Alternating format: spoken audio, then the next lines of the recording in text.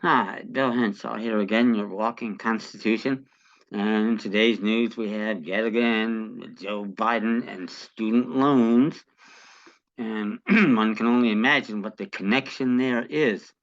But once you understand it, that's the key to getting out of a lot of trouble and doing it a lot easier, in my view. That's what I've been studying the Constitution for the last several decades. And you reach out and you say to yourself, how is this happening?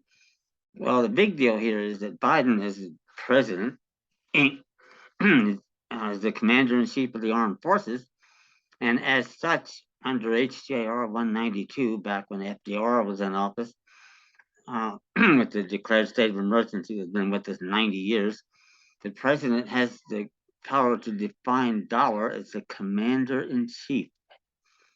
The problem is you're not in the army, are you? Or Navy, or you name it. How is it you can be regulated with military currency?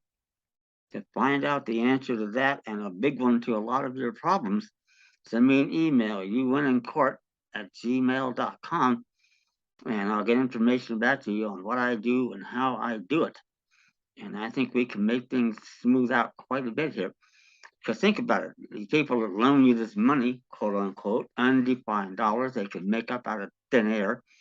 That's the Federal Reserve Chairman Marin Eccles saying it on the record House Subcommittee on Banking and Finance. And yet they want to take 20 or 30 years or more of your property in the form of your time and labor to quote unquote pay them back. That's a hell of a business to be in. And it's one that we want to put it out of. And with the Supreme Court now acting like a judicial court for the first time in 90 years, they're going to have our backs on a lot of these issues we present here and in other contexts, the CPS, traffic court, you name it, because it's all the same problem. The state courts, quote unquote, do not have at least subject matter jurisdiction. So the agreement you signed that they failed to make a full disclosure of all the terms, and that beats them in a common law court. That's an affirmative defense. They didn't tell you. This is how we start taking them on here and getting a lot of good things done, and hopefully in a hurry.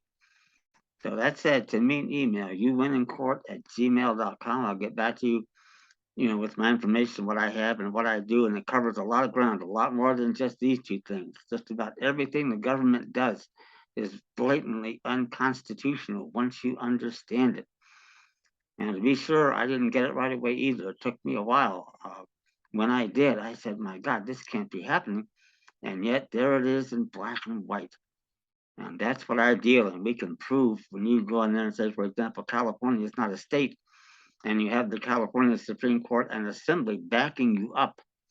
That's a major big deal.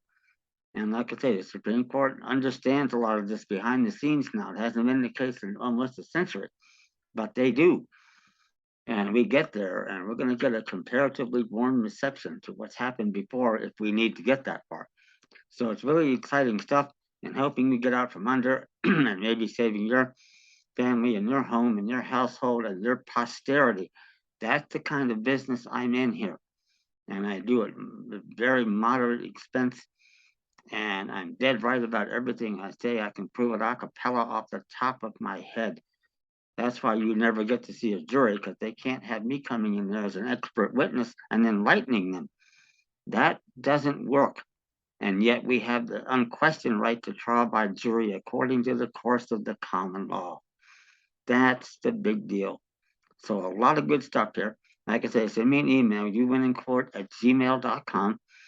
And remember to subscribe, like the videos, tell your friends, get the word out. As soon as we start getting these bastards to cut out this divide and conquer BS they've been doing for at least 150 years, the quicker we get them off our backs. Thank you.